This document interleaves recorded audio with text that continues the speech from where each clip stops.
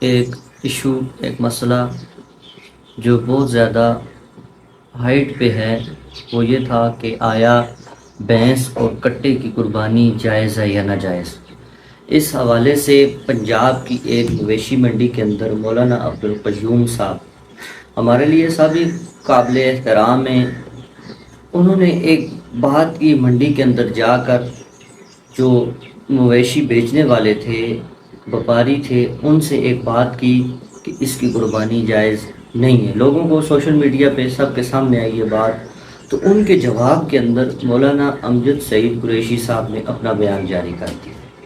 اب اس کے اندر ہم یہ سمجھتے ہیں آیا حق پہ کون ہے اور ناحق کون ہے، آیا بھینس کی قربانی جائز ہے یا ناجائز ہے۔ اس کے اندر سب سے پہلی بات دیکھی جائے، تنقید کا نشانہ بنایا جا رہا ہے مولانا امجد سعید قریشی صاحب کو۔ لیکن اس سے پہلے میں آپ سے ایک بات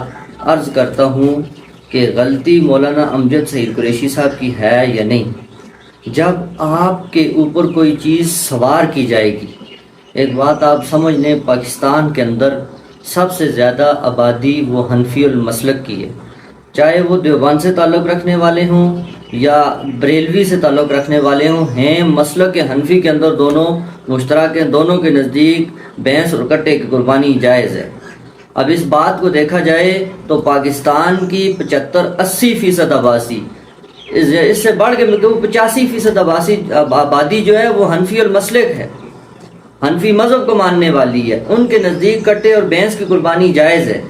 اور پیچھے رہ جاتی ہے جو ہمارے اہل حدیث بھائی ہیں، غیر مقلدین ہیں، ان کی تعداد پورے پاکستان کے اندر اگر گھوم کے دیکھ لی جائے تو 15% بنتی ہے۔ اب 15% آدمی، ان کا ایک آدمی اٹھتا ہے اور آ کر ان 80% پر، جو 85% ہے، ان پر اپنا کوئی فیصلہ مسلط کرنا چاہتا ہے، تو جب وہ مسلط کرنے کی کوشش کرے گا اس کا جواب ضرور دیا جائے گا، اور مولانا امجد سعید قریشی صاحب نے بھی یہی کیا ہے، اس کا جواب دیا ہے۔ اب اگر ان کو یہ بات ہضم نہیں ہوئی ہے تو نہ ہو، لیکن مولانا امجد سعید قریشی صاحب نے اپنا حق ادا کیا ہے۔ ان کے پاس جو دلائل تھے، انہوں نے دلائل سے گفتگو کی ہے، انہوں نے اپنی دلیل دی ہے،